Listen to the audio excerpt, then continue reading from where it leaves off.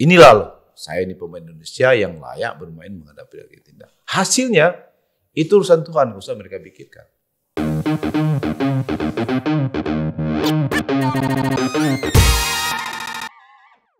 Oke, jumpa lagi dengan saya Hadi Subrapto, Chief Content Officer Haluan Media Group. Selamat datang di podcast obrolan anak muda. Kali ini kita kedatangan tamu, seorang legenda sepak bola Indonesia, Coach Neil Maiza. Ini mantan pelatih timnas Indonesia 2012. Selamat datang, Coach. Selamat malam, Bang. Terima kasih. Malam ya? Malam. Selamat datang di Kebun Kacang. Di Kebun Kacang ya? Ya, siap. Datang dari Padang. Dari Padang. Coach, ini sangat menarik ya. Ya. Belakangan ini Indonesia sepak bolanya lagi heboh. Ya. Lagi heboh. Lagi heboh. Kemarin SEA Games. Ya. Kita Juara ya? Juara, kemudian besok Argentina sama Palestina. Gimana menurut Coach? Ya, ini hal yang sangat menarik ya di FIFA Match Day ini kan sangat luar biasa. Pertandingan pertama melawan Palestina dan pertandingan kedua melawan Argentina. Betul. Ya. Tapi yang mungkin jadi pembicaraan yang berita menarik sampai hari ini mungkin Argentina. Kenapa? Mungkin setelah pertandingan ini selesai, mungkin tanggal 19 Juni, kita entah kapan lagi datang ke Argentina. Entah 2 tahun lagi, entah 10 tahun, entah 20 tahun lagi kan. Betul. Ya. Ini kan karena tur Asia aja dia main di Cina melawan Australia. Jadi luar biasa. Dan ini memang sangat dinantikan oleh masyarakat sepak bola Indonesia dan mengharapkan mungkin mereka akan berbondong-bondong ke Gelora Bung Karno ini. Walaupun saya pikir walaupun berapa tiket akan dibeli, ya.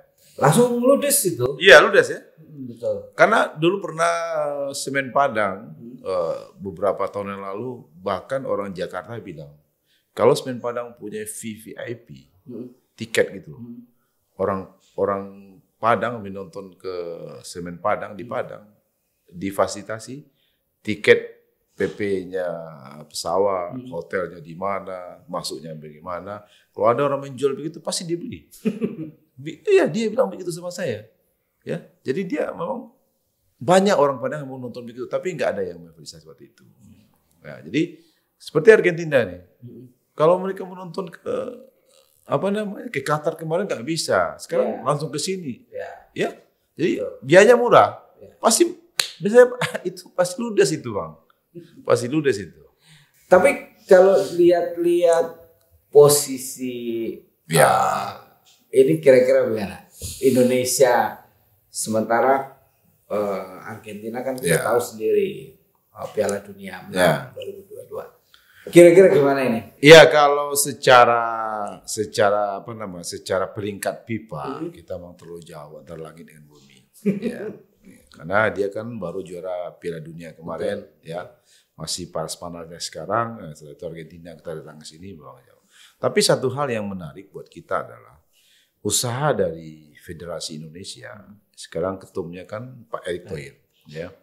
Kita harus memberikan apresiasi juga semacam rasa hormat beliau melalui beliau, ya komunikasi dia, link dia bisa mendatangkan Argentina ke sini itu sangat luar biasa sekali. Dan Indonesia akan mendapatkan pengalaman yang sangat berharga. Bagaimana anak muda bangsa Indonesia ini bisa bermain dengan Messi. Betul. Masih dengan teman-temannya. Jadi mental mereka akan terlatih.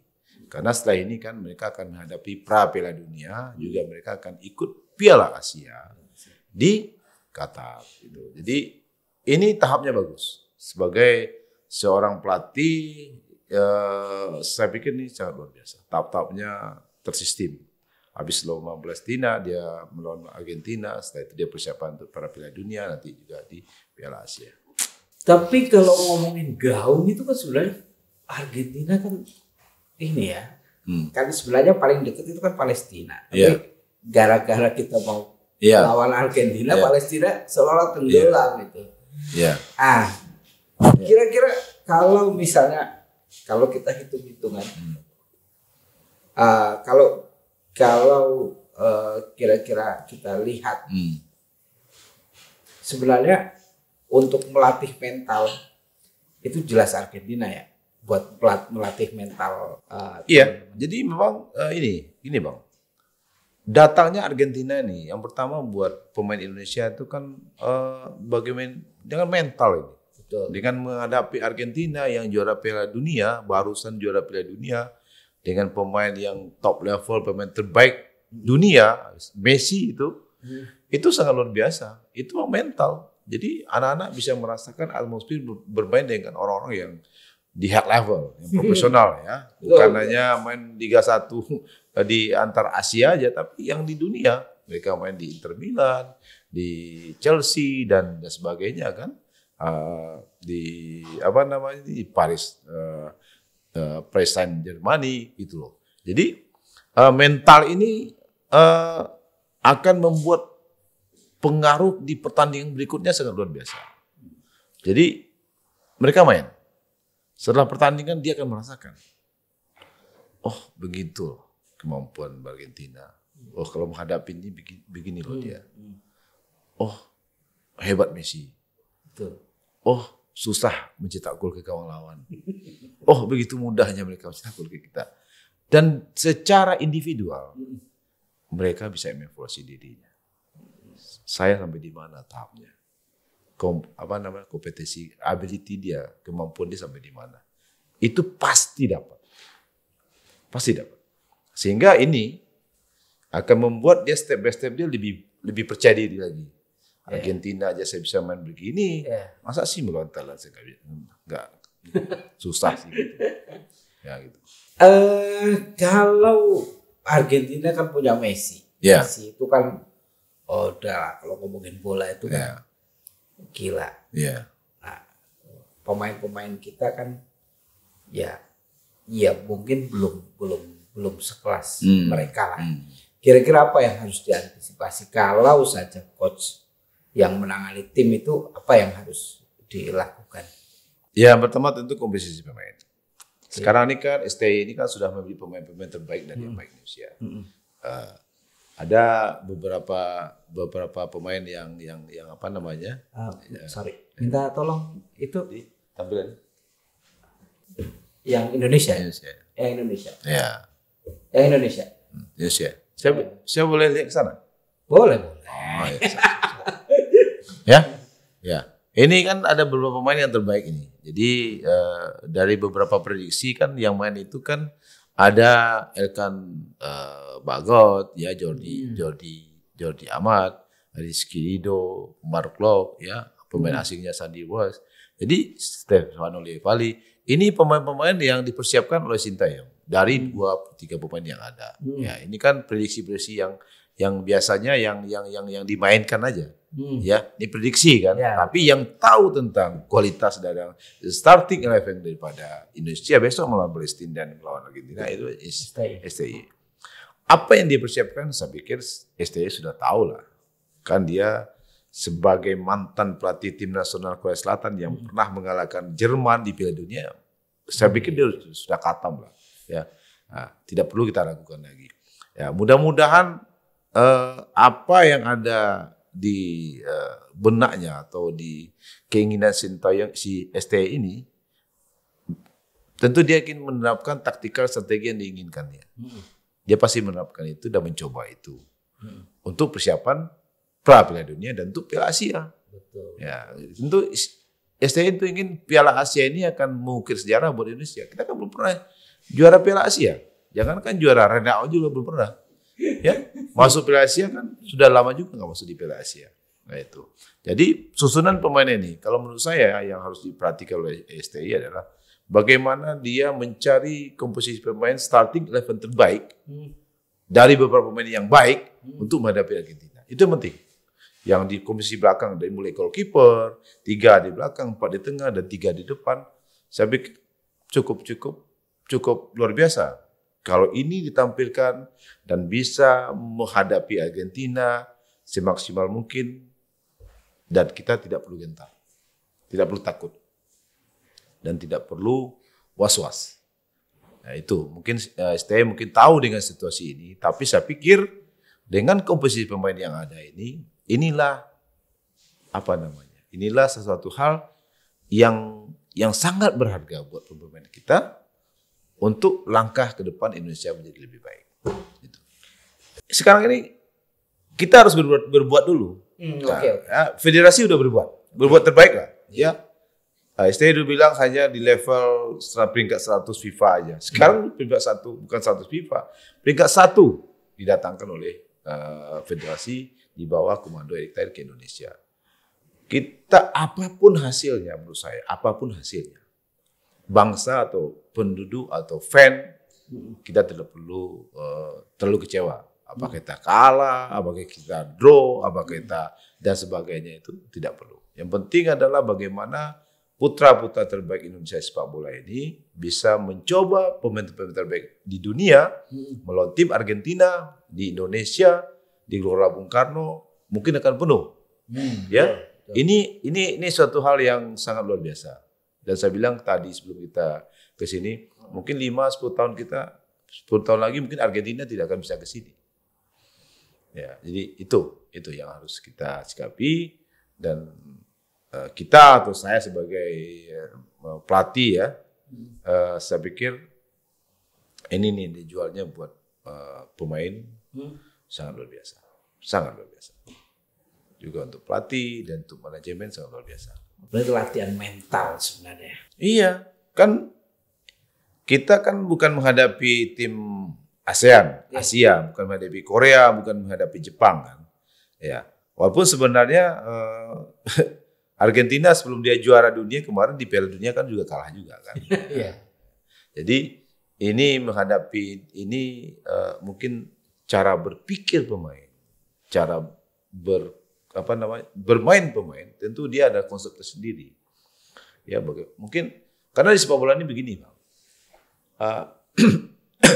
Pemain Argentina ini kan pasti sudah dievaluasi oleh Sintayong. Ya. Nah, itu namanya analisis taktikal tim lawan. Dia akan melihat Messi bagaimana, ya, Angel Di Maria seperti apa dan lainnya seperti apa. Itu kan akan ditampilkan semacam dipresentasikan di dalam bentuk classroom nanti, ya. Nah, dengan itu akan dilihat kemampuan Argentina tentu secara individual pasti di atas kita. Ya. Ada teman-teman kemarin di online membandingkan budget pemain Indonesia dengan budget pemain Argentina sangat luar biasa kan. Tapi itu kan perbandingan aja. Ya. Apakah di pertandingan resmi nanti akan sebanding segitu, nanti kita lihat gitu loh. Ya, kita mau lihat Messi, apakah Messi bisa bisa dihadang oleh pemain Indonesia atau enggak? Gitu. Kok seberapa penting sih mental? Menciptakan mental pemain dalam sebuah pertandingan bola sih sebenarnya. Ya, penting Bang, karena di dalam sepak bola itu kan ada 3. Di komponennya yang pertama fisik. Ya. Yang kedua teknik. Yang ketiga taktik. Yang keempat mental. Nah, baru nanti ada attitude-nya sebagainya kan. Nah, mental ini itu adalah membuat pemain itu lebih yakin dengan diri. Itu yang susah. Kalau saya menghadapi Jepang dengan pernah dia masuk di Piala Dunia dan saya hanya sebagai pemain Indonesia yang tidak pernah masuk Piala Dunia dan tidak pernah menjuarai Piala Asia, itu kan kadang-kadang kalau kita tidak punya kepercayaan diri yang bagus, kita akan kalah sebelum pertandingan. Tapi kalau kita punya mental yang kuat, kita ada percaya sama diri dan kita memberikan keyakinan kepada sendiri. Jepang tuh tidak hebat-hebat kali pun saya bisa loh menghadapi Jepang. Itu yang penting. Termasuk dalam pertandingan kemarin dengan Thailand. Iya. Nah itu mental.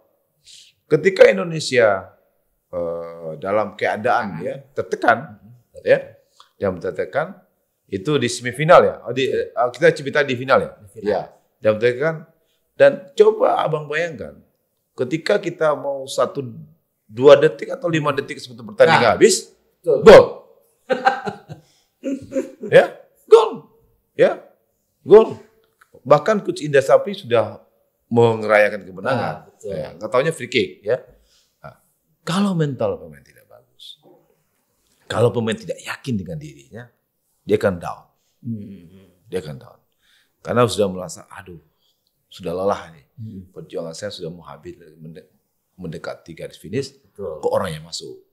Gitu loh. Nah, tapi itulah kehebatan anak-anak muda ini. Ya, karena beberapa dari mereka pernah memain di luar negeri, seperti Witan, Marcelino, ya. Jadi mereka punya mental yang bagus, yang mentransfer knowledge ke pemain yang lain. Nah, dia tidak mau menyerah dengan perpanjangan waktu. Dia ingin menang dan yakin menang itu. Kalau ingin menang semua orang menang, tapi karena dia yakin menang, semuanya dibalikan. Ya, melalui counter attack dia bisa memenang pertandingan sehingga Thailand frustasi, Thailand marah-marah, dapat kartu merah, kita cetak gol lagi sehingga habislah Thailand. Disitulah kuncinya Indonesia ini. Mental itu. Tapi kalau kita menyerah dengan keadaan, habis kita. Nah, itu gunanya mental bertanding itu. Walau skill bagus, ya, teknik bagus, ya, fisik bagus, tapi mental tidak bagus, akan mempengaruhi hasil dari pertandingan. Jadi kira-kira nanti di pertandingan kalau prediksi coach kita di berapa? Jangan. Karena kalau melawan Argentina kita harus belajar. Oke. Kita tidak boleh berpikiran kita harus menang. Ya bisa aja menang ya, tapi kan kalau prediksinya ya bukan 50-50 lagi, mungkin 80-20 kan. Nah, tapi yang penting bagaimana anak-anak muda ini di bawah STI ini bermain dengan motivasi yang tinggi, dengan kepercayaan diri, dengan mengeluarkan seluruh kemampuan dia memperlihatkan ke masyarakat Indonesia, inilah loh, saya ini pemain Indonesia yang layak bermain menghadapi Argentina. Hasilnya itu urusan Tuhan, usah mereka pikirkan. Yang penting dia usaha bermain baik, bermain bagus, yang motif bagus, dengan kondisi yang baik. Min H1 sebelum pertandingan dia menjaga kondisinya, mempersiapkan timnya bagus, makan yang teratur, tidurnya bagus. Dipersiapkan dirinya masing-masing pemain. Siapapun yang turunkan starting 11 ketika menghadapi Argentina, dia siap. Itu yang penting. Sehingga ketika dia menghadapi Argentina, setelah pertandingan dia akan bisa mengevaluasi dirinya, level saya sampai di mana. Enak itu. Melawan Messi aja saya bisa menghadang Messi kok. Biar Messi nggak bisa lewat sama saya kok. Masa nanti melawan Jepang, melawan Korea saya nggak bisa gitu. Nanti kan standarnya ada. Experience itu mahal. Ya punya ilmu tapi experience nggak pernah kita aplikasikan juga tidak bagus. Luar biasa ini. Coach ngomong-ngomong, sekarang kegiatannya apa? Coach sendiri, Coach Nil. Saya kan saya kan sekarang lagi lagi istirahat. Setelah Dewa United saya lagi istirahat. Sekarang saya dicalonkan menjadi caleg DPR RI ya, Partai Nasdem di Sumbar 1. Jadi ini yang nanti buat kegiatan akhir-akhir ini. Iya, ada beberapa program yang harus saya sinkronkan tapi masih disusun dengan tim. Apa yang harus saya lakukan untuk di Sumbar 1 ya. Kan kita harus punya program juga. Ya, mungkin saya banyak di pemuda dan olahraga lah, karena basic saya itu dan ilmu saya di situ. Bagaimana membentuk karakter anak muda bangsa ini di Sumbar 1 ini untuk berguna bagi semua orang gitu. Karena sepak bola ini kan pembentuk karakter. Betul. Ya, jadi bukan hanya sepak bola, olahraga itu membentuk karakter. Bagaimana Anda mempunyai disiplin, mempunyai tanggung jawab, kerja bagus, teamwork-nya bagus, rasa fair play-nya bagus, respect-nya bagus. Itu di sepak bola. Dan itu kalau kita memang kita sepakat, itu sangat bagus untuk pembentukan karakter anak bangsa yang dimulai di usia 6 tahun sampai usia 18 tahun. Teamwork ya. Teamwork-nya, dia membentuk itu. Dan mungkin saya lebih banyak ke situ. Di samping mungkin di bagian, mungkin ya saya ada pertemanan di pertanian, di perdagangan, di apa nanti. Tapi saya fokus ke situ aja. Sumber 1 itu Padang. Ya ada 11 kota kabupaten. Ada Padang, ada Padang, Tanah Datar, Solo, Damasraya, Sijunjung, Solo Selatan, ya Kabupaten Solo, Painan sama Mentawai. Padang juga masuk. 11 kota kabupaten. Tapi balik lagi ke bola. Ya. Ini perjalanan coach itu kan lumayan. Melatih sana sini, bermain di Semen Padang juga ya. Yang paling lama di Semen Padang. Semen Padang. Itu main bola dari usia berapa, coach? Saya itu dari kecil, Bang. Dari SD udah main bola. Jadi memang lahir bisa main bola. Iya, dari kecil ya. Dari kecil maksudnya itu dari usia TK itu kan dulu kan TK itu udah ada main-main bola gitu. Betul, antar TK ke satu kota itu kan kecil itu umur. Berarti sekitar umur 6 sampai 7 tahun lah. TK itu kalau salah. Udah main. Iya, tapi masih kecil. Tapi saya serius tuh setelah di SD. Pertama SD saya lebih serius. Karena itu lebih kontinu latihannya. Karena saya berpikiran sepak bola ini cukup menarik dan saya ingin menjadi yang terbaik untuk kota dulu gitu. Di usia saya. Jadi di usia saya itu di kota saya itu di Payakumbuh ya. Kan saya lahir di Payakumbuh. Nah, di kota saya itu saya udah di usia muda saya udah menjadi terbaik di situ. Di usia saya. Bahkan di usia 15 SMP itu saya udah masuk di senior di Persepa itu. Karena kan ada pertandingan dulu, ada pertandingan Porda namanya. Dulu Porda, sekarang PON bukan Prof ya sekarang.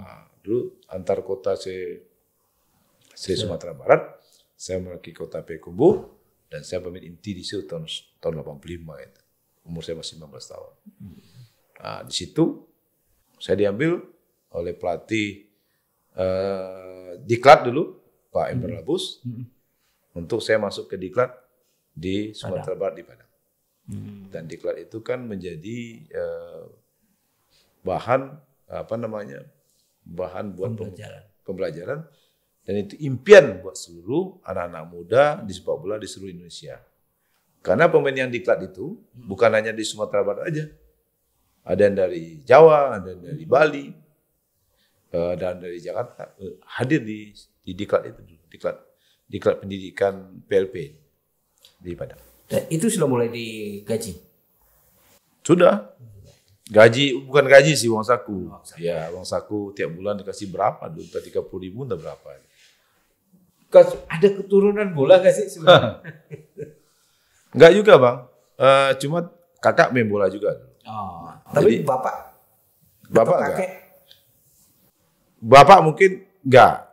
Kakek bapak ada sih dulu main di apa. Tapi sebenarnya yang saya ikut kakak dulu.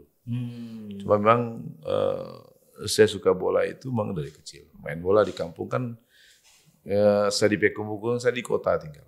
Di kota Payakumbuh itu ada klub kampung kelurahan itu namanya Nusa Putra, habis itu ada Mandala di Labu Baru. Dan itu yang membuat mimpi gitu loh. Saya ingin jadi pemain ya di tingkat level yang lebih bagus itu. Sehingga sampai ke tingkat nasional. Kalau sekarang ini saya lihat di orang-orang Jakarta lah terutama banyak yang orang tuanya kepengen anaknya main bola. Nah sebenarnya kalau menurut coach itu gimana sih didik anak untuk bisa main bola? Apakah betul kan banyak orang tua yang mengkursuskan anaknya di futsal dulu, setelah futsal baru main ke bola hijau, ke lapangan bola maksud saya. Nah itu sebenarnya alur-alur seperti itu gimana coach? Ya sebenarnya kan ada namanya pembinaan anak muda ini di usia 6 tahun di Indonesia atau yang mulai usia 8 tahun. Kalau mereka ingin ke tingkat yang lebih bagus, memang dia harus masuk di usia di SSB namanya. atau akademi, ya akademi di sana, dimasukkan ke sana dan dia harus berlatih. Karena sepak bola ini kan buat anak muda ini kan sangat luar biasa. Dan buat orang tua ini aset. Kenapa aset? Karena kalau dia udah masuk di sepak bola, dia berlatih pagi sore. Yang saya bilang tadi, itu akan membentuk karakternya menjadi anak berguna bagi semua orang. Nah, kalau dia misalnya contohnya, dia biasa latihan jam 7. Ya, jam 7 pagi. Yeah. Pasti dia datang sebelum jam 7 dia datang. Jam 7 dia datang. Kalau dia di rumah jaraknya sekitar 2-3 kilo, oke. Kalau dia jauh, pasti dia berangkat di rumah jam 6. Persiapan itu akan dilakukan setiap hari. Kalau itu lakukan seminggu, setahun, 2 tahun. Kalau dia mulai 8 tahun, dia berakhir dia usia 18 tahun. Kan 10 tahun dia pembentuk karakter anak bangsa.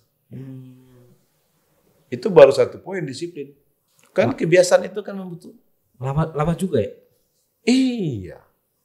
Kalau udah terbentuk ketika dia senior, kita udah enak. Nah, yang kedua, teamwork, kerjasama. Bagaimana dia bekerjasama dengan pemain belakang, dengan pemain depan, pemain depan dengan pemain tengah, di sayap kanan sama fullback kanan, fullback kiri, bagaimana dia bekerjasama mencetak gol ke depan gawang. Itu kerjasama. Pasti dia diskusi. Nanti kalau saya ke sini kamu ke sana ya. Nanti ke sini kamu. Pas bola ke sini kamu datang ke depan ya. Itu kan komunikasi kerjasama. Dan itu sebenarnya apa yang dilakukan di lapangan itu kan sama dengan di luar lapangan. Itu yang harus kita pikirkan. Kalaupun dia tidak menjadi pemain sepak bola yang bagus, dia anak ini akan menjadi manusia yang berguna bagi semua orang. Dan berlaku di mana. Sebenarnya ini yang diinginkan oleh orang tua. Kalau dia keluar, dia pergi ke sini, dia ke kafe, dia ke apa, tidak terbentuk. Dia merokok, karena sepak bola itu kan dilarang merokok, dilarang minum-minuman. Itu sebabnya orang tua mau mengantarkan anak ke situ. Ya. Dan itu mahal. Ya. Kalau dia terlibat dengan hal-hal yang negatif, rugi. Dia mau spend money, dia orang tua, dia antar, dia jemput. Ya, betul. Bayarnya. Dia bayar. Daripada anak nanti kalau dia misalnya nanti terlibat di hal-hal yang narkoba misalnya, sedih kan? Betul. Ya, berapa mentalnya apa semuanya itu, biayanya gede kalau dia terlibat terlalu dalam. Tapi sepak bola itu luar biasa. Dan Coach Neil melakukan itu dari kecil. Iya, saya menjadi begini itu karena memang saya disiplin. Saya latihan pagi sore. Saya mulai latihan itu di SMP kelas 1. Setiap hari? Dulu setiap hari. Pagi saya latihan. Kan dulu kan kalau kelas 1 SMP kan kelas 1 sekolah sore. Siang. Saya latihan pagi. Ya, itu tiap hari. Ketika sudah kelas 2, saya latihan pagi sore. Pagi lari, sore ke lapangan. 3 tahun itu. Sehingga ketika saya udah mempunyai kondisi yang bagus dan mempunyai teknik yang lumayan lah. Ketika dipanggil saya di tim nasional, ya saya bisa bersaing. Terus pengalaman apa paling mengesankan di bola bagi seorang coach? Kalau saya sih dari mulai pemain. Ya, kalau pemain sih saya bermain di Eropa aja. Kan waktu saya di PSSI Garuda 2 itu kan persiapan tim Olimpiade Piala Olimpiade 91. Saya bersama Coach Aji, Oki Putirai, Coach Idodo kan. Ya, tapi ketika kita di tim PSSI Garuda itu, kan kita kan dikirim ke Ceko satu tim itu 1,5 bulan untuk berlatih. Kembali itu kita dititipin lagi ke Eropa 6 bulan. Kita main di divisi 2. Berarti tanding ya? Iya, kita terlibat di situ. Mungkin itu yang menarik dan itu yang terkesan buat saya. Ketika seorang anak muda usia 20 tahun berangkat ke Eropa, tinggal di sana mandiri selama 6 bulan. Ada musim panas, ada musim dingin, ada salju. Itu yang saya bilang itu pembentukan karakter anak bangsa di situ. Bahasa gimana bahasa? Bahasa bisa lah bahasa Inggris. Bahasa Inggris ya. Bahasa Inggris dikit-dikit. Gitu. Jadi itu yang berkesan dan itu membuat kita memiliki IP matang. Dari situlah mental matang. Ya, boleh lah. Ketika tuh balik ke Indonesia, ya kita lebih tahu bahwa sepak bola itu kalau kita sungguh-sungguh sebenarnya itu sangat luar biasa buat kita. Kita menghayati, kita menjiwai, kita disiplin, kita ada kebulatan tekad untuk mencapai satu tujuan, bisa. Tidak yang tidak mungkin. Kalau sebagai pelatih, ya yang sangat menarik saya pelatih tim nasional. Dan sangat berkesan buat saya sebagai pelatih tim nasional itu ketika kita tidak dianggap dulu di Piala AFF 2012. Ya, ketika melawan Singapura. Ya, kita melawan Singapura itu kita udah dianggap kita akan kalah 2-0, 3-0, 5-0. Piala AFF 2012 di Malaysia. Tapi disitulah Tuhan memberikan sesuatu hal yang luar biasa kepada tim nasional. Kita menang 1-0 lawan Singapura. Betul. Dan kita belum pernah mengalahkan Singapura lebih kurang 15 tahun, 16 tahun. Dan hari itu kita kalah. Itu pengalaman itu pengalaman berkesan buat saya. Kalau nggak salah dulu manggil pemain juga sempat kewalahan kan? Ya. itu histori lah Bang. Nah, kita bikin histori. Ya. Oke.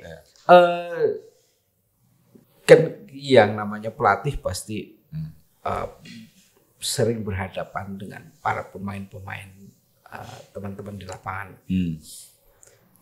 Ada tidak satu pelatih yang kira-kira kelihatan yang masa depannya bagus? Artinya, anak ini memang betul-betul bagus. Pernah menemukan itu enggak? Menemukan pemain? Ya, menemukan pemain yang menurut coach. Ya. Memang anak ini luar biasa di atas rata-rata pemain Indonesia. Ada? Iya, ada pemain.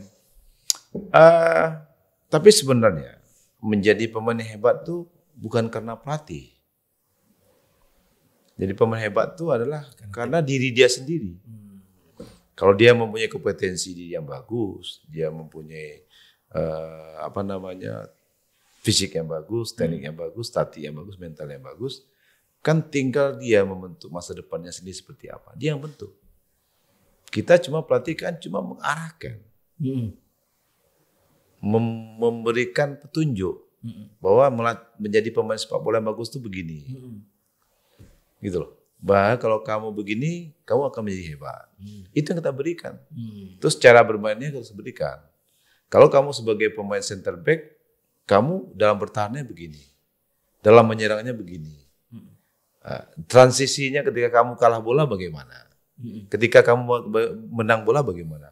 Kan kita mengarahkan itu.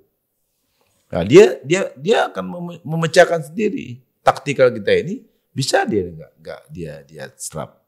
Nah, untuk menjadi bintang dia bentuk sendiri. Ketika pelatih memberikan semacam taktikal strategi atau game plan bermain seperti apa, dia sudah ada di otaknya. Dia bisa memecahkan. Sampai di rumah dia coret itu. Ini taktikal Kusnil ini seperti apa? Bisa nggak saya terapkan? Dan itu kan butuh yang 4 tadi. Taktikal itu kan cara bermain. Betul. Ya. Kalau teknik di depan gawang ketika dia cetak gol, kalau tekniknya nggak bagus nggak bisa juga. Jadi semuanya itu. Jadi apakah pernah saya dapatkan pemain? Ada. Kalau saya tahu pemain itu, nanti saya akan bisikkan sama dia. Kamu punya potensi bagus, kamu luar biasa, tinggal kamu sendiri, kamu maintain dirimu seperti apa. Karena menjadi orang hebat itu hanya satu sebenarnya. Nomor 1 itu nggak ada yang banyak, 1 aja. Nah, kalau ingin menjadi 1, kamu harus lebih daripada orang. Cara berpikirmu harus di high level. Cara bersikap harus di high level. Tidurmu, makanmu, istirahatmu, kamu atur sendiri. Tidak bisa pelatih mengatur. Kalau kita latihan jam 7, kamu tidur malamnya jam berapa? Karena kamu harus latihan pagi jam 7. Tidur jam berapa, bangun jam berapa? Kamu sarapan jam berapa? Habis latihan kamu lakukan apa? Kalau kita latihan pagi sore jam 4 lagi latihan, antara jeda jam 7, habis jam 10 sampai jam 4, apa yang kamu lakukan?